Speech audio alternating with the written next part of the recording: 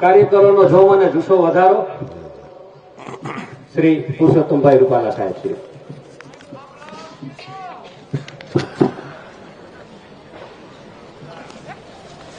રામ રામ રામ રામ. ધન્યવાદ. હાઈરેન્જ વિસ્તારના આગેવાનો અને સૌ પરિવાર સાથેના સ્નેહ મિલનમાં મંચ પર બિરાજમાન ગુજરાત સરકારના વરિષ્ઠ મંત્રી બેન શ્રી ભાનુબેન, આપણા લાડીલા મેયર બેન શ્રી નૈનાબેન, રાજ્યસભામાં મારા સાથીદાર ભાઈ શ્રી રામભાઈ મોકરિયા, ગુજરાત સરકારના પૂર્વ મંત્રી ભાઈ શ્રી ચિમનભાઈ સાપરિયા, વોર્ડ નંબર 11ના કોર્પોરેટરશ્રીઓ ભાઈ શ્રી વિનુભાઈ સોરઠિયા, રણજીતભાઈ સાગઠિયા, ભારતીબેન પાડલિયા, લીલુબેન જાદવ, અમારા પ્રભારી પરેશભાઈ ઠાકર, પ્રમુખ શ્રી મહેશભાઈ પીપળિયા, અને આ આખા કાર્યક્રમનું કેન્દ્રબિંદુ અને યજમાન બનીને જેણે મને એવી તક આપી કે હું આપ સૌ સાથે સંવાદ કરી શકું એવા ભાઈ શ્રી વિનુભાઈ મણવર, વિજયભાઈ કોરાટ, કુશાલભાઈ ડઢાણિયા, ભરતભાઈ શિંગાળા, શૈલેષભાઈ શિંગાળા, કાંતિભાઈ માકડિયા, દિલીપભાઈ ઘરસંડિયા, પ્રફુલભાઈ હદવાણી. હવે કોઈ નામ રહી ગયા હોય તો મારો વાંક નથી. મુરબ્બી શ્રી ગોવિંદભાઈ આપણા પૂર્વ મંત્રીશ્રી અને પ્રદીપભાઈ આપણા પૂર્વ મેયરશ્રી અને અન્ય આપણા પદાધિકારીઓ અહીંયા મંચ ઉપર મોજૂદ હશે. એ બધા જ આગેવાનો, વાલા ભાઈઓ બહેનો, યુવાન દોસ્તો, પત્રકાર મિત્રો. કાંતિભાઈએ 5મી કાળેથી ગાયું. એવી ટીપ તો ક્યાં મારવાની ભાજપાએ. અમારા ભાનુબેને ખૂબ સરસ બધી યોજનાઓની વિગતો તમારી સામે મૂકી. મને નથી લાગતું કે મતદારોને હવે ભારતીય જનતા પાર્ટીને કે મોદી સાહેબને કે મને મત આપો એવી અપીલ કરવાની જરૂર નથી. પણ ચૂંટણી છે એટલે એક વ્યવહાર હોય. આપણા લગ્નમાંય ઘેરે પ્રસંગ હોય તો એ બેનને કંકોત્રી તો લખવી જ પડે, અને લાડક્યા હોય તો તેડવાઈ જવા પડે. નહીતર તો હગા ભાઈની ઘેરે પ્રસંગ હોય તો એમને ન આવી જાય. પણ એવું નથી થતું. આપણે એને વીણીને આપણા હંધા હગાને આપણે કંકોત્રી લખવી પડે. ઘર પરિયાણ કરીને કોઈ રહી નથી જતું ને એના નામે પરિયાણ કરીને લખવા પડે. એટલે એ અમે કરવા આવ્યા છે. બીજું આમાં કઈ ખાસ નવું કઈ છે નહીં. અને એક ચૂંટણીનું ટાણું હોય એટલે બે વાત પણ બધા કરે પોતપોતાની સમજણ પ્રમાણે, પોતાની આવડત પ્રમાણે એ વિષયો પણ મુકાતા હોય છે. મારે એમાં ખૂબ મોટો ઉમેરો કરવાની મને જરૂરત નથી લાગતી. પણ ભારતીય જનતા પાર્ટીની સરકારો બનવાનું શરૂ થયું ત્યાર પહેલાનો પીરિયડ અને ત્યાર પછીનો પીરિયડ, એ નવી પેઢીને સમજાવવાની જરૂર છે. નવી પેઢીને આની કેટલીક ચીજોનો ખ્યાલ જ નથી. 20 કે 22, 25 વર્ષના જે યુવાનો છે એને કર્ફ્યુ શું કહેવાય એ ખબર જ નથી. કારણ કે 20-25 વર્ષથી આપણા આ કાર્યક્રમો બંધ છે આપણા રાજ્યમાં, આપણા દેશમાં. તમને બધાને ખ્યાલ છે કે રથયાત્રા આવતી અને કર્ફ્યુ આવતો. આની હારો હાર મને કારણ સમજાતું નથી કે રથયાત્રાને કર્ફ્યુનો શું સંબંધ હતો. મેં એવી વાતો કાનો કાન સાંભળેલી છે કે અહાડી બીજની આસપાસ અમદાવાદ જવાનું હોય ને તો લોકો ફોન કરીને પૂછતા કે આવ્યા જેવું છે કે નહીં. એ બધું ભૂલાઈ ગયું. એ પીરિયડ હતો, એવો પીરિયડ હતો. અને કેવી કેવી ઘટનાઓ બનતી હતી. અત્યારે તો બધી વાત તો કોઈ કે કહ્યું ને કે ભાઈ આખી સપ્તાહ બેહાડો તો ખૂટે એવી નથી. મારી અમરેલીની એક જાન ત્યાં અમદાવાદ ગયેલી અને રેલમાં આવેલા તે કાળુપુર ઉતર્યા બહાર કરફ્યુ, જાન સ્ટેશન ઉપર. મને હું ધારાસભ્ય હતો એટલે મને ફોન કર્યો, મને કે અમે સાહેબ અહીંયા જાન લઈને આવ્યા છીએ, રેલવે સ્ટેશને ઉતર્યા છીએ, પણ બહાર તો કરફ્યુ છે, ક્યાંય જવા દેતા નથી, અમારા વાહનો નહીં આવવા દીધા નથી. મેં પોલીસ વાળાની યારે વાત કરીને કીધું આ જાન વાળાનું તો કાંક કરો, એને બધું માંડવા નાખ્યા હોય, વાનાની તૈયારી કરી હોય, એને ક્યાં બાજવા આવ્યા છે, એને જવા દો. તો વળી મારું એ વાત સાંભળીને કે અમે એને પોગાડી દઈશું. તો એ બધે જાનવાળાને પોલીસના ડબ્બામાં લઈ ગયા. હજી એ લોકો મને સંભળાવે છે કે તે વ્યવસ્થા કરી, પણ પોલીસના ડબ્બામાં અમે જાન લઈને જ્યાં એના વ્યવહાર રહેતા હતા એ શેરીમાં ઉભી રાખી માંડવે બેઠા હતી હંધાવી ગયા. પોલીસ આવે, કરફ્યુ હોય ને પોલીસ આવે એટલે કે અમથા મારે. સત્ય ઘટના કહું છું, વરના બાપનું કન્યાન બાપનું નામ સાથે આ ઘટના બનેલી છે, એનો હું સાક્ષી છું. કલ્પના કરો આ પ્રકારનું શાસન અહીંયા હતું, લોકો ભૂલી ગયા. સાહેબ કેવી કેવી ઘટનાઓ આપણા રાજ્યની અંદર હાલતી હતી.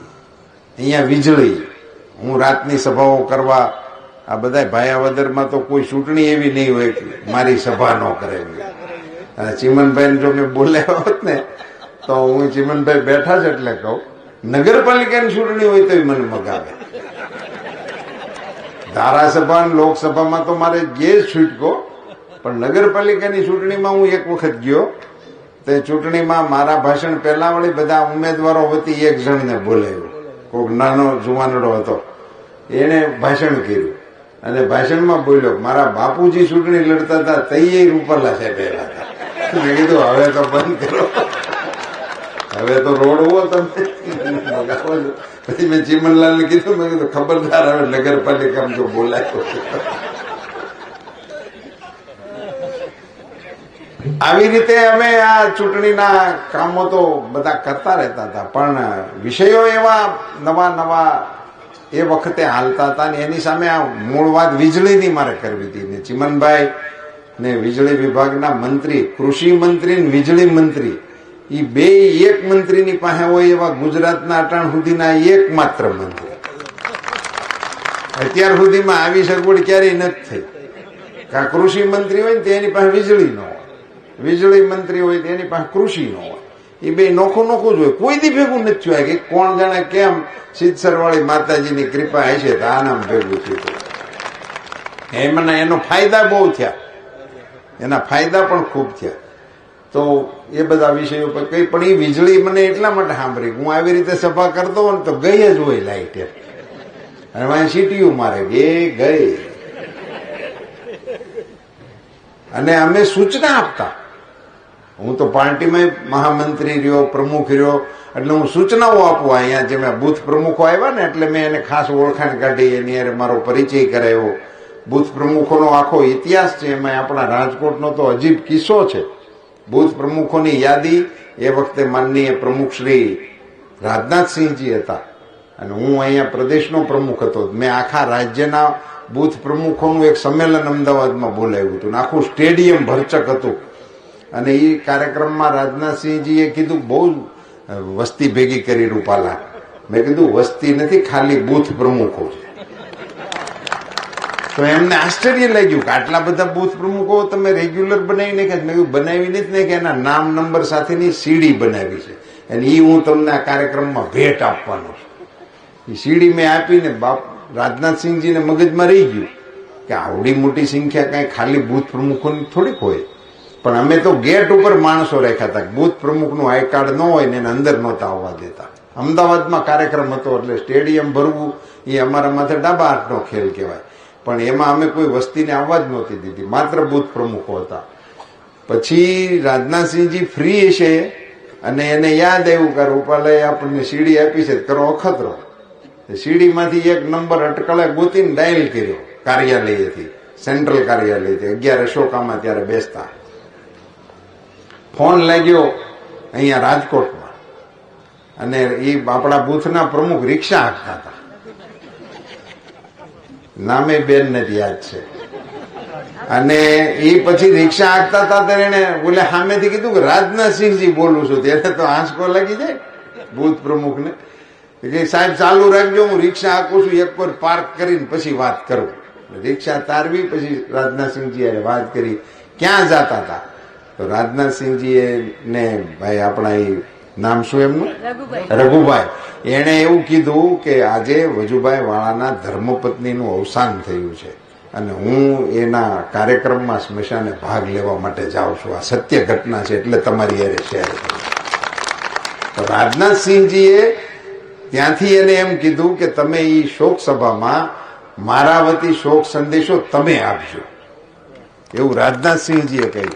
હવે આ કાર્યક્રમમાં તો અમારા ગુજરાતના બધા જ નેતાઓ, અહીંના બધા આગેવાનો બધા હાજર હતા, પણ આ રઘુભાઈએ રાજનાથસિંહજીનો સંદેશો આપ્યો, એ બીજે દિવસે હેડલાઇન બનેલી. હેડલાઇન બનેલી. આ પ્રમાણના બૂથનું સંગઠનનું કામ આપણે કરતા હતા. એમ આ વીજળીની જે હું વાત કરતો હતો કે વીજળી જાય આવે એ દિવસો હતા. હું ચૂંટણીઓની સભામાં બોલતો વીજળીનું કેવું કરવું જોઈએ, તો ખીહેર મહેતમમાં લખાવવું જોઈએ વીજળીનો વાહો કોને ઘેરે છે. આપણામાં આવતું ને વીજળીમાં વરસાદનો વાહો મોરને ન્યા છે, વરસાદનો વાહો ધોબીને ન્યા છે. ખીહેર મહેતમ પેલા ગોરદાદા વાંચતા. હવે એ બધી સિસ્ટમો પતી ગઈ, તો વીજળી આવતી જ નહોતી. એને બદલે 24 કલાક વીજળી એ આપણા મુખ્યમંત્રી શ્રી તરીકે નરેન્દ્રભાઈ મોદીએ આપણને ગુજરાતને સૌથી પહેલી વેલી આપી. તો એ 24 કલાક વીજળીની વાત ચૂંટણીના ઢંઢેરામાં કોઈ કરતું નહીં. કોઈ રાજ્યના ઢંઢેરામાં મેં નથી સાંભળ્યું કે તમે અમને મત આપો, અમે તમને 24 કલાક વીજળી આપશું. ઢંઢેરામાં તો નકર 2 કિલોમીટર આખા પાછા વચનો અપાતા. પણ એમાંય કોઈ હિંમત નહોતી કરી 24 કલાક વીજળી આપવાની. એ વીજળી મોદી સાહેબે આપણને આપી હતી. આ હું અત્યારે શું કામ કહું છું કે 20-25 વર્ષ વાળા પેલા નવા ને એમ જ લાગે છે કાં તો અટાણે છે એવું ને એવું જ છે. એવું હતું નહીં. અમારે વાળુટાણે બગડા સટી બોલતી, ફોટો ધોયો નથી, ઘાસલેટ પૂર્યું નથી, વાઇટ સડાવી નથી, મોટી ધમાલું થતી હતી. એ બધું બંધ થયું અને આપણને આ 24 કલાક વીજળીની વાત મળી. એ વખતે જયારે અહીંયા આપણે 24 કલાક વીજળી શરૂ થઈ ત્યારે હું પાર્ટીએ મને રાજ્યસભામાં મોકલેલો. યુપીએ 2 હાલતું હતું અને હું ત્યાં સેન્ટ્રલ હોલમાં નવરા બેઠા હોય તો બીજા પ્રદેશના સંસદ સભ્યોની યારે ગપ્પા મારતા હોય, મેં એમાં એ વાત મૂકી કે અમારે ગુજરાતમાં 3 ફેઝ અનઇન્ટરપ્ટેડ 24 કલાક વીજળી શરૂ થઈ ગઈ છે. તો એ સામેથી મને પૂછતા કે આ સન્ડે કો દેતે હો યા મંડે કો દેતે હો. એને એમ કે અઠવાડિયે એક દિન અખતરો કરતા છે. મેં એને કહ્યું કે આ 24/7 શરૂ થઈ ગયું છે, 360 દી દેવાની છે. તો 7-8 સંસદ સભ્યો જોવા માટે આવેલા અહીં ગુજરાતમાં. પછી ત્યાં પાર્ટીના કાર્યક્રમોમાં અને સંસદ સભ્યોના સંમેલનોમાં બોલતા હતા કે અમે ગુજરાત જઈને જોઈ આવ્યા છીએ કે ત્યાં 24 કલાક વીજળી આવે છે. એ વખતે હું રાષ્ટ્રીય ઉપાધ્યક્ષ પણ હતો અને એને કારણે મારે અન્ય પ્રાંતોમાં પણ જવાનું થતું હોય. તો હું એ રાજ્યોમાં પ્રચાર અર્થે કે બીજી કોઈ મિટિંગોમાં ગયો તો ત્યાંના સભાઓમાં હું એમ બોલતો કે તમારા રાજ્યમાં અને અમારા રાજ્યમાં 1 લીટીનો ફેર છે, બહુ ઝાઝો તફાવત નથી. અહીંયા એવું છે, એવું અમારે ત્યાં એવું જ છે, પણ તમારે ત્યાં આવતી નથી, અમારે ત્યાં જાતી નથી. પછી કહું વીજળી. એ લોકોને આંચકો લાગતો હતો. આ બધી પ્રક્રિયામાંથી પસાર થયા છીએ. એ બધી પ્રક્રિયા ભારતીય જનતા પાર્ટીના રાજમાં થઈ છે. એ મારે અહીંયા કર્ફ્યુ મુક્ત આપણો દેશ થઈ ગયો, દંગા મુક્ત આપણો દેશ થઈ ગયો. હુલ્લડો શબ્દ કેટલાય વર્ષથી છાપાવાળાને છાપવા નથી મળ્યો. ઊભું જ હોય ગમે ત્યાં. એને બદલે એ બધું બંધ થઈ ગયું. આતંકવાદીઓના હુમલા રેલવે સ્ટેશન, બસ સ્ટેશન, દવાખાના, થિયેટર, કોઈ ચીજ બાકી નહોતી. ગમે ત્યાં ગમે ત્યારે. પણ એમને જવાબ જ્યારે મળ્યો કે એમના ઘરમાં જઈ અને આપણા જાબાજ જવાનોએ સર્જિકલ સ્ટ્રાઇક કરી ત્યારે એના આકાઓને ખબર પડી કે આ તો હવે ઘરમાં આવીને મારી જાય એવા થયા છે. બધું બંધ થયું. પણ એ વખતે એની સામે વિપક્ષની ભૂમિકા શું રહી એ અગત્યનું છે. આપણે વિચારવા જેવા મુદ્દાઓ છે એ આ છે. સર્જિકલ સ્ટ્રાઇક થઈ ત્યારે કોંગ્રેસના નેતાઓએ એમ કીધું હતું કે એના પુરાવાઓ આપો. હવે અહીં 3 ગામને તરભેટે ઢીબી નાખે છે, એના કોઈ દાર્શનિક પુરાવા નથી મળતા. તો ત્યાં સર્જિકલ સ્ટ્રાઇકના પુરાવા મગાય. અને મિત્રો, તમારી જાણકારી માટે સમજાવી દઉં, સર્જિકલ સ્ટ્રાઇક એટલે શું. અંધારામાં જઈને મારીને તમે પકડાઈ જાઓ તો એને સર્જિકલ સ્ટ્રાઇક ન કહેવાય. સર્જિકલ સ્ટ્રાઇક એટલે તમે જાઓ કીધા વગરના, પણ મારીને નીકળતા તમારે એ દેશને જાણ કરવી પડે કે અહીંયા માર્યા છે. અને એમાં એક પણ એનો નાગરિક નો મરવો જોઈએ. સર્જિકલ સ્ટ્રાઇક એટલે એમને નથી કે ગામમાં પાકિસ્તાનમાં ગયા 5 ગામ જે નજીકનું આવે એની ઉપર 2 બોમ્બ ઝીકીને વિયાવો અને એના નાગરિકો મરી જાય તેને સર્જિકલ સ્ટ્રાઇક ના કહેવાય. એની માન્યતા નથી, એને હુમલો ગણાય. સર્જિકલ સ્ટ્રાઇક એટલે એના દેશમાં આતંકવાદીઓનું લોકેશન મેળવી એને મારી પાછા આવી આવો અને પછી તમે એને જાણ કરો, એ આખી પ્રક્રિયા પૂરી થાય એને સર્જિકલ સ્ટ્રાઇક કહેવાય. એને મારવા ગયા હોય તમે ત્યાં રોકાઈ જાવ તો સર્જિકલ સ્ટ્રાઇક નો કહેવાય, તો પણ સર્જિકલ સ્ટ્રાઇક ના કહેવાય. એવું અદભુત પરાક્રમ આ દેશના જવાનોએ કર્યું અને એના પુરાવા માંગે કોંગ્રેસ. અને આજે પણ લોકોની વચ્ચે બેશરમ થઈને મત માંગવા આવે છે. એનો જવાબ આપણે ચૂંટણીઓની અંદર આપવો જોઈએ. પુરાવા આપો. સર્જિકલ સ્ટ્રાઇકના પુરાવા હોય અને એના દેશવાળા નથી માંગતા, એને ગણી લીધા અને આઈનાને પુરાવા જોઈએ. હવે સર્જિકલ સ્ટ્રાઇકના પુરાવા આપવાના થાય એટલે આપણા જવાનો ત્યાં ઉતરે, આતંકવાદીઓને મારી નાખે, પછી સરપંચને ઉઠાડવાના કે ભાઈ પહોંચ આપો આ 7-8 નું જે થયું છે ફોટા પાડે. શરમ જેવી કોઈ ચીજ નથી રહી જાહેર જીવનની અંદર. એના પુરાવા માંગે. વિપક્ષની ભૂમિકાઓને મિત્રો સમજવા જેવી છે. કાંતિભાઈનો આક્રોશ વ્યાજબી છે કે એને કાઢી મૂકવો જોઈએ, પણ એનું કારણો આ છે. કારણો આ છે. એવી રીતે તમે મુદ્દાઓ, કોરોના આવ્યો તો ઉપાડો લીધો તો વેક્સિન માટે, અને વેક્સિન બની ગઈ તો કે આ તો ભાજપની વેક્સિન છે. બોલ્યા તા કે નહોતા બોલ્યા? એક નેતા એવું બોલ્યા હતા કે વેક્સિન લેહો તો નપુસંગ થઈ જાઓ, એવું નિવેદન છે. એનો અર્થ શું થાય કે લોકો વેક્સિન ન લે એવા માટેની મહેનત હતી ને એની. હવે કલ્પના કરો કે લોકો એની વાતમાં આવી ગયા હોય, લોકોએ નો વેક્સિન લીધી હોય, થાય હું? રેશનિંગ કાર્ડ ખાલી થઈ જાય ને, પાથરા પડી જાય, બીજું કઈ થવાનું હતું.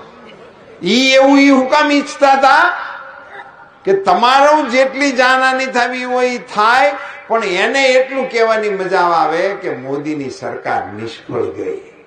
ઈ હાટું થઈને તમારા પાથરા પડવા સુધી તૈયારી છે. એટલી હલકટાઈ કહેવાય આને. નહીતર વિપક્ષ ભલે ને હોય, પણ એને એમ કરવું જોઈએ કે ભાઈ નાગરિકો આમાં જોડાવ અને રસીનો તમે ઉપયોગ કરો. અને ભાજપની રસી કહેવાય જે વૈજ્ઞાનિકોએ રસી શોધી એનું અપમાન કહેવાય. એની પીઠ થપથપાવવી જોઈએ કે જાબાજ આપણા વૈજ્ઞાનિકો, એને આપણા દેશમાં પહેલી વખત આપણા દેશમાં એવું કે આપણે રસી બનાવી. અગર તો ઉશીની જ લઈ આવી નટણ સુધી વાપરી, અહીંયા જે રૂપિયા જેવડા ડાઘા છે એ બધા પકડીને ઝચકાવતા, બાહુકારા નાખતા ઘેરે દાદા. એ ઉશીની હતી બધી રસીઓ. આપણી ક્યાં હતી કોઈ રસી આપણે બનાવી હોય? એવા માહોલમાં દુનિયા આખી જેની સામે જૂજી રહી હતી, એવી વેક્સિન શોધનાર વૈજ્ઞાનિકોની પીઠ થાંભળવાને બદલે એના માટે એવી હલકી વાતો કરી અને પછી ખબર પડી કે વેક્સિન ન લઈએ તો સરનામું મીટી જાય છે, તો વહેલા ઉઠીને પાછા લાગ્યા વાંક, મને એ દો ને મારા કાકાને એ દો, તો પાછા એમાં આવ્યા. મોદી સાહેબે દુનિયાના નાના નાના દેશોએ, પુષ્કળ દેશોએ, 100 કરતા વધારે દેશોએ મોદી સાહેબને વિનંતી કરી, કારણ કે એમની પાસે તો વેક્સિન હતી નહીં. કોઈ મહાસત્તાએ દુનિયાના કોઈ નાના દેશને વેક્સિન આપી નથી મિત્રો. અને અહીંયા આપની સૌની જાણકારી માટે કહી દઉં, અમેરિકા, ઇંગ્લેન્ડ, જર્મન, આ બધા જ દેશો સુખી દેશો છે, મહાસત્તાઓ ગણાય છે. એણે એના દેશના નાગરિકોને વેક્સિન વેચાતી આપી છે, કોઈએ ફ્રી નથી આપી. 140 કરોડની વસ્તી ધરાવતા હિન્દુસ્તાનના વડાપ્રધાન તરીકે નરેન્દ્રભાઈ મોદીએ બધાને મફત રસી આપવા માટે આ નાના નાના દેશના લોકો મોદી સાહેબને વિનંતી કરતા હતા કે સાહેબ અમને થોડીક રસી આપો. અને તમને બધાને ખબર છે કે પહેલા અમુક વર્ગ ઉંમરના લોકોને આપવાનું શરૂ કર્યું, પછી અમુક વર્ગના લોકોને આપવાનું શરૂ કર્યું. એમ કરી કરીને બધાને જેમ જેમ સ્ટોક બનતો જતો હતો એમ એમ બધા નાગરિકોને આપવાના પ્રયાસો મોદી સાહેબના માધ્યમથી આ દેશમાં ચાલ્યા. તો મોદી સાહેબે એમને આ પાડી કે ભાઈ તમારા નાગરિકો મરે છે ને, અમે અમારામાંથી થોડામાંથી થોડુંક તમને દઈશું. દેશ હિન્દુસ્તાન છે ને એ પોતાનો સ્વાર્થ વિચારે એવો દેશ નથી, આપણી સંસ્કૃતિ નથી. ટુકડે પે ટુકડા કરી દેના એ દેશ છે આપણો. આપણી તો સંસ્કૃતિમાં હોય કે 5 દિવસનો ભૂખ્યો હોય અને 5મે દિવસે એક રોટલો ભેગો થયો હોય અને એ બાળને કોક આવીને જાય સિયારામ ભગત કંઈક દ્યો તો એ 5મા દિવસનો એ 6ઠ્ઠો ઉપવાસ ગણીને આપી દે. એ ભારતીય સંસ્કૃતિ છે. અને એવા અસંખ્ય દાખલાઓ છે આપણે ત્યાં. એમણે સાહેબે એને હા પાડી કે અમે તમને રસી આપશું, તો બધા ખુશ થઈ ગયા. પણ પછી પ્રશ્ન ઉભો થયો કે આ રસી લેવા કેમ આવે? બધું લોકડાઉન. આ લોકડાઉન ને સમજવામાં 1 મહિનો થઈ ગયો હતો, કેટલાને વાહ કાબરા થઈ ગયા તે સમજાણું. પેલા આપણને એમ હતું લોકડાઉન છે તે આરામ, હમણાં ખડકી ભેગા કરીને મિત્રો વર્તુળને ડાયરા કરશું. પછી ખબર પડી કે ખડકી ખોલવાની જ નથી, કઈ હલવાના હાંગા કે કઈ હલવાના, કઈ ઘોડા ને કઈ પાળા, એવી રીતે એમાં ફસાણા. તે વેક્સિન લેવા કેવી રીતે આવે? એની પાસે તો કોઈ સાધન જ નહોતા. દેવા કોણ જાય, લેવા કોણ આવે? હા પાડી સાહેબે. મિત્રો, હું આવા સમજદાર વર્ગની વચ્ચે રાજકોટની અંદર ભાષણ કરું છું. એક વખત તાળીઓ આપણા એર ઇન્ડિયાના પાયલોટો માટે વગાડો. એર ઇન્ડિયાના પાયલોટોએ વિશ્વના 100 કરતા વધારે દેશોને રસી પહોંચાડવાનું માથે કફન બાંધી નાખ્યા. ને એટલે અત્યારે આપણને એવા દ્રશ્યો જોવા મળે. નરેન્દ્રભાઈ કોઈ વિશ્વના કાર્યક્રમના મંચ ઉપર બેઠા હોય અને કોઈ રાષ્ટ્રના વડાઓ એના પગને હાથ અડાડતા હોય, એવા દ્રશ્યો આપણને જોવા મળે. એના મૂળમાં આ કામગીરી છે એટલે મળે છે. એ નરેન્દ્ર મોદીનો માભો નથી મિત્રો, એ ભારતનો માભો છે. વિશ્વની અંદર ભારતનો એને કારણે દેશની જનતામાં મત મળ્યો. આ 2 જણા બેજા રશિયા અને યુક્રેન હજી નથી નોખા પડતા. કોઈ જાતના નિયમોમાં માનતા નથી, કોઈ દુનિયાના કોઈ દેશનું માનતા નથી. 20,000 આપણા દીકરા દીકરીઓ ત્યાં હતા મેડિકલમાં ને જુદા જુદા ક્ષેત્રમાં અભ્યાસ કરવા. અને બધાએ અમને ફોન કરતા હતા, જેને જે સંસદ સભ્યો લાગુ પડતા હોય એને ફોન કરતા હતા. પીએમ સાહેબને સીધું મોકલતા હતા કે અમારી દીકરી આ બોર્ડર ઉપર ફસાણી છે, અમારો દીકરો અહીં ઘરમાં ફસાણો છે, પડખે બોમ્બ પડે છે, એને બહાર કાઢો, એની બેટરી હવે નથી. મને તો એવાય ફોન આવે કે એનો ફોન નથી રિચાર્જ થતો. રામભાઈ કે મને એવો ફોન આવ્યો. હવે એને ક્યાં એ ધીંગાણામાંથી કેવી રીતે કઢાય? હું અને તમે અને આપણો દેશ સદનસીબદાર છે કે નરેન્દ્ર મોદી આપણા વડાપ્રધાન હતા. સાહેબ 20,000 ને ખસર કોઈ પડ્યા વગર ભારતની અંદર લાવવાનું કામ આપણા મોદી સાહેબના માધ્યમથી આપણે કરીશું. એ બધા ભારત આવતા હતા ત્યારે અમારા ભારત સરકારના મંત્રીઓને એને બધાના સ્વાગતમાં એરપોર્ટ ઉપર મોકલતા હતા. કોઈ મુંબઈ ઉતરતા હતા, કોઈ દિલ્હી ઉતરતા હતા, કોઈ જુદા જુદા રાજ્ય ઠેકાણામાં ઉતરતા હતા. એક પ્લેનના સ્વાગતમાં હું ગયેલો, અમે બધાને આવકારતા હતા. વેલકમ ઇન્ડિયા, વેલકમ હોમ એવું કહી કહીને એને ગુલાબ અમે આપતા હતા. બધા દીકરા દીકરીઓ એવા ખુશ થતા હતા. આવી તો મોતના મુખમાંથી ઘરમાં ઉતરતા હોય કેવી એના મોઢા ઉપર ખુશી હોય એનું વર્ણન હું ન કરી શકું, એટલા રાજી હતા. એક દીકરાને મેં પૂછ્યું, મેં કીધું તમે આ બહબહાટીમાંથી બારા કેમ નીકળ્યા? ત્યારે એણે મને જે જવાબ આપ્યો એ તમારી સાથે શેર કરવો છે. એણે અમને એમ કીધું કે અમને આગલે દિવસે એક સૂચના મળી હતી કે તમે ઘેરેથી નીકળો, તમારા હાથમાં તિરંગો રાખીને નીકળજો, તમારી ઉપર કોઈ થાય નહીં. વિશ્વના યુદ્ધના ઇતિહાસમાં એક જ ધજા હાલે છે, સફેદ. સફેદ ધ્વજ ફરકાવી દો. 71ની લડાઈના કોઈએ દ્રશ્યો જોયા હોય તો બાંગ્લાદેશનો સેનામાં પાકિસ્તાનના એ વખતના વડાએ સફેદ ધ્વજ ફરકાવ્યો હતો ને આપણા સરદારજી અરોરા એણે એની શરણાગતિ સ્વીકારી અને 70,000 કરતા વધારે સૈનિકોને પકડીને આપણા યુદ્ધ કેદી બનાવ્યા હતા. એટલે પછી ફાયરિંગ ન થાય, પછી મારે નહીં, પછી એને પકડી લે, એની ઉપર કાયદેસરની કાર્યવાહીઓ થાય, પણ એને મારે નહીં. એવો એક વણ લખ્યો નિયમ આખી દુનિયામાં છે. સફેદ ધ્વજ જ હાલે.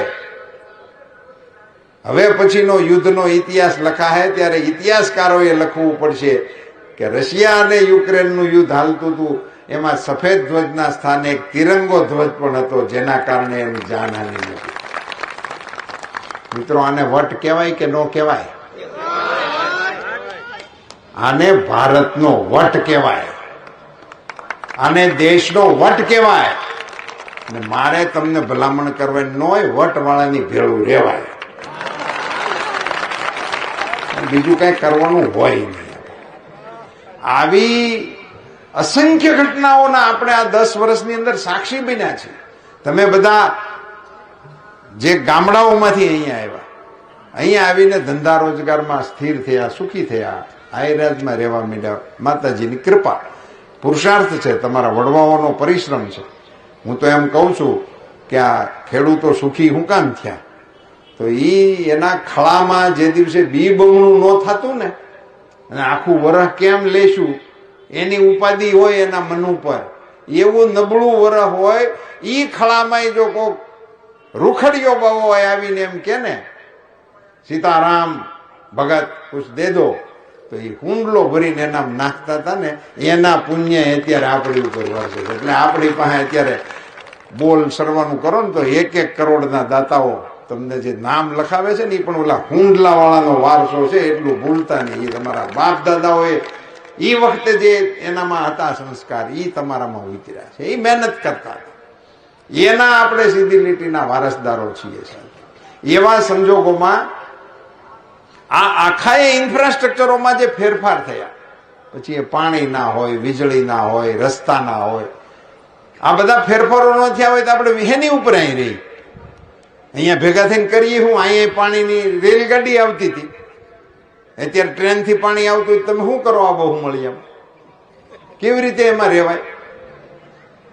અઘરું પડે બધું. એ વ્યવસ્થાઓ ન હોય તો કશું થઈ શકે નહીં. આખા એ દેશની વ્યવસ્થાની અંદર કેવડા ફેરફારો થયા. 2014ની અંદર નરેન્દ્રભાઈ વડાપ્રધાન બન્યા ત્યારે એ જુદા જુદા વિભાગનો હિસાબ જોતા હતા. એમાં વીજળી વિભાગનો હિસાબ એને 2014માં જોયો ત્યારે એને ખબર પડી કે ભારતમાં 18,000 ગામડામાં વીજળી નથી. 2014માં નરેન્દ્રભાઈ વડાપ્રધાન બન્યા તે ભારતના 18,000 ગામડામાં વીજળી નહોતી. તમે કલ્પના કરો, હસોડી ન હોય એનું શું થતું છે. અટાણે તો કલાક મોડી આવે ને કાપ આવે તો અઘરું છે બધું. મને એક ફોન આવ્યો હતો કે સાહેબ લાઈટ નથી, ફોલ્ટમાં છે. એટલે હું એ ફોલ્ટના લાઈટના એના ફોન ઓછા એટેન્ડ કરું. આપણને ખબર હોય કે તો કંઈક નાનું મોટું ટેકનિકલ હોય. હવે તો કે વીજળીનો પ્રશ્ન છે નહીં, પણ એણે એમ કીધું કે અધિકારીઓ જવાબ દેતા નથી. એટલે મેં એને સાંભળ્યો, એનો નંબર લખ્યો, અધિકારીની યારે વાત કરી. મેં કીધું ભાઈ ફલાણા ગામમાં વીજળીનું કંઈક તકલીફ છે, તમને ખ્યાલ છે? કંઈક કરતા નથી, તમે જવાબ દેતા નથી. તો મને કે સાહેબ એ ગામમાં ફોલ્ટના કાલ સમાચાર મળ્યા છે, અત્યારે આપણી ગેંગ ત્યાં કામ કરે છે અને 4 વાગે વીજળી ચાલુ કરી દેવાના છે. તો મેં કીધું ઓલો ભાઈ ફોન કર્યા રાખે છે એને માહિતી આપી દો ને. મેં કે એને 3 વખત આપી છે, પણ એ કર્યા રાખે છે. અમે પંચાયત ઓફિસે નોટિસ હોતે મારેલી છે. એટલે મેં આને પાછો ફોન કર્યો. મેં કીધું આ ફોલ્ટમાં છે લાઈન, અને ત્યાં જીઈબી ના કર્મચારીઓ કામે આવી ગયા છે, 4 વાગે લાઈટ આવી જવાની છે, એની તમને ખબર છે? તો મને કે હા. એ મેં કીધું તે મને શું કામ ફોન કર્યો? હવે તમને એટલા હાટું ફોન કર્યો કે તમે એને એવું કહી દો કે બપોર વરસાદ રિપેરિંગ ન કરે, અમારે ઊંઘવાનું બગડે છે. નવા પ્રશ્નો. આપણે ખેડૂત છીએ એટલે સમજી શકો તમે કે આપણે બાજરો મોળો થયો એવા સમાચાર આવે, માંડવી મોળી થઈ એવા સમાચાર આવે, કપાસમાં લશ્કરી ઈયળ આવી એવા સમાચાર આવે, આંબામાં વેલો મોડો મોર ખરી ગયો એવા બધા સમાચાર આવે, પણ અમરો ડમરો નથી ઉગ્યો એવા સમાચાર કોઈ દી આવ્યા? નિંદામણ વગર કારણનું ઉગે ને ઉગે. આપણા કેટલા ગઢિયા નિંદી વીએ ગયા, એમને દાંતડીઓ અહીં રાખતા. અત્યારે જેમ જેમ આ રિવોલ્વર ને ફોન ને એવું રાખો છો ને, એમાં આપણા ગઢિયા દાંતડીઓ જ રાખતા, નિંદ્યા જ રાખતા હતા. તો ઈ બિયારણ કોણ જાણે કુદરતે કેવું બનાવ્યું છે કે વગર મુહૂર્તનું ઉગે ને ઉગે. હારો પાક કરવા માટે બિયારણ ગોતવું પડે, હારો પાક કરવા માટે મહેનત કરવી પડે, સારું પરિણામ લાવવા માટે મહેનત કરવી પડે. બાકીનું તો એની મેળે વાડે પરવાડી એની મેળે ઉગ્યા રાખે, એના માટે કઈ કરવાની આવશ્યકતા હોતી નથી. 50 વર્ષના શાસન દરમિયાન આવી પાયાની તકલીફોને પણ સ્પર્શ નહીં કરી શકનારી પાર્ટીના આગેવાનો લોકોની વચ્ચે ક્રાંતિ લાવવાની વાતો કરે છે. અરે ભાઈ, અહીંયા અમારા બાપાની જમીન છોકરાને ખાતે નો છડતી હતી, તમારી સરકારો હતી. 8 કિલોમીટરની બહાર ખેડૂત જમીન નહોતો લઈ શકતો. એ કાયદા તમારા રાજમાં 50 વર્ષ સુધી હાલ્યા. અમે ટ્રેક્ટર લઈને કાણે મોકાણે જતા હતા, તમને વાહે અલ્લાવાળા આવી જતા હતા અને અમને ટ્રેક્ટર હોતા લઈ જતા હતા. ભાઈ, લગ્નનું ને ઢેગીનું ટ્રેક્ટર હોય તો સમજ્યા કે વરનો બાપ દંડ ભરે, પણ ખરાખરાનું હોય એનું કોણ ભરે? 2 રૂપિયાની સોળજરી હોય તો 2 રૂપિયા દઈને ફાળિયા લઈને વિયા જાય, ઓલાને કોણ દે વધારાના? આ બધી સમસ્યાઓ વર્ષો સુધી આપણે વેઠી છે. ભારતીય જનતા પાર્ટીના શાસનમાં આ બધાના મૂળિયા ઉખેડવાનું કામ પાર્ટીના આગેવાનોએ કર્યું. એટલે અત્યારે આપણે આ સ્થિતિની અંદર જીવી રહ્યા છીએ. આ નવી પેઢીના ધ્યાન ઉપર મૂકવા જેવા મુદ્દાઓ છે. આપ સૌ એના ધ્યાન ઉપર મૂકતા જશો ને મૂકતા રહેજો, જેથી એને ખ્યાલ આવે કે આ પરિવર્તન છે ને. હું એટલા માટે છેલ્લે હંમેશા કહેતો હોઉં છું કે આ બધી વાત ત્યારે શક્ય બની છે મારી સામે બેઠેલાઓએ સતત કમળના નિશાન ઉપર મત આપ્યા રાખ્યા, એટલે આ બધું ગયું. ભારતનો વટ વિશ્વમાં પડે છે એનું કારણ કમળના બટન તમે દબાવો છો એનો વટ ત્યાં પડે છે, એમાંથી આ બધી શક્તિ નીકળે છે. અને એના કારણે આ રાષ્ટ્ર એક એવી દિશામાં અત્યારે ચાલી રહ્યું છે મિત્રો. અને મોદી સાહેબે આ વખતે એક વચન જે આપ્યું છે ને, બધી વાતો તો મારે નથી કરવી, પણ એક વચન જે આપ્યું છે મને ખૂબ ગમ્યું છે, એટલા માટે તમારી હારે શેર કરું છું કે આપણું આયુષ્યમાન કાર્ડ એ આમે એટલું બધું ઉપકારક હતું કે ગરીબ માણસ એની ઉપર અટાટની આવી પડે અને 1 લાખ 2 લાખ 5 લાખનો ખર્ચો દવાખાનાનો આવે તો એ કરે શું? કઈ કરી નહોતા શકતા. જે કંઈ હોય વેચે અથવા તો ઉશીનું ઉધાર કરીને કરજમાં ડૂબે, એની ગાડી પાટા ઉપરથી ઉતરી જતી હતી. એને આયુષ્યમાન કાર્ડ 50 કરોડ પરિવારોને આપવા માટેનો મોદી સાહેબે નિર્ણય કર્યો હતો. એમાં આગામી અમારા સંકલ્પ પત્રની અંદર મોદી સાહેબે લખ્યું છે કે 70 વર્ષથી ઉપરના હંધાઈને આયુષ્યમાન કાર્ડ આપવામાં આવશે. એટલે આપણા પરિવારમાં આપણા વડીલોની ઉપાધિ મોદી સાહેબ માથે ગઈ, પરિવાર માથેથી નીકળી ગઈ. અને જે પરિવારના વડીલો એકલા થઈ ગયા હોય અને ઘણી વખત પરિવાર સાથેથી એમનું અંતર પડી ગયું હોય છે, તો એવા પરિવારોની અને પછી એમાં બીજી કોઈ ક્રાઇટેરિયા નથી રાખવાના, ખાલી ઉંમર એક જ ક્રાઇટેરિયા રાખવાનો છે. એટલે આખા દેશના વડીલોની વંદના કરવાનું વચન મોદી સાહેબે આપ્યું છે. હું તો એમ માનું છું કે આ એક વચન ઉપર 7-8 વખત મત આપવા જોઈએ મોદી સાહેબ. આ બધી બાબતો કોણ વિચારે? આપણા પરિવારની વાત કોણ વિચારે? ચૂંટણીની અંદર ઉભેલા ભારતીય જનતા પાર્ટી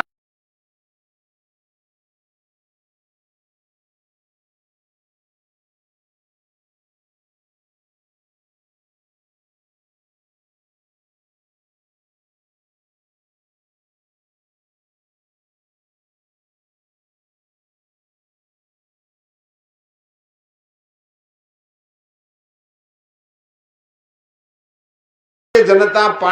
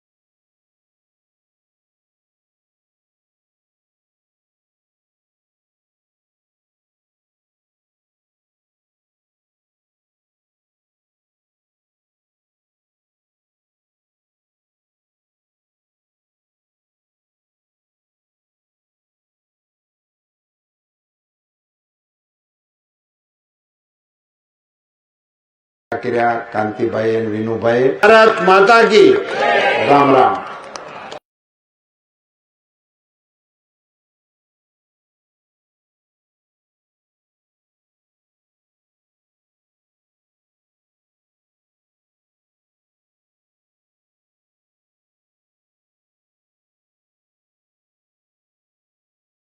એના કારણે આ રાષ્ટ્ર એક એવી દિશામાં અત્યારે ચાલી રહ્યું છે મિત્રો. અને મોદી સાહેબે આ વખતે એક વચન જે આપ્યું છે ને, બધી વાતો તો મારે નથી કરવી, પણ એક વચન જે આપ્યું છે મને ખૂબ ગમ્યું છે, એટલા માટે તમારી હારે શેર કરું છું કે આપણું આયુષ્યમાન કાર્ડ એ આમે એટલું બધું ઉપકારક હતું કે ગરીબ માણસ એની ઉપર અટાટની આવી પડે અને લાખ 2 લાખ 5 લાખનો ખર્ચો દવાખાનાનો આવે તો એ કરે શું? કાંઈ કરી નહોતા શકતા. જે કંઈ હોય વેચે અથવા તો ઉશીનું ઉધાર કરીને કરજમાં ડૂબે, એની ગાડી પાટા ઉપરથી ઉતરી જતી હતી. એને આયુષ્યમાન કાર્ડ 50 કરોડ પરિવારોને આપવા માટેનો મોદી સાહેબે નિર્ણય કર્યો હતો. એમાં આગામી અમારા સંકલ્પ પત્રની અંદર મોદી સાહેબે લખ્યું છે કે 70 વર્ષથી ઉપરના હંધાઈને આયુષ્યમાન કાર્ડ આપવામાં આવશે. એટલે આપણા પરિવારમાં આપણા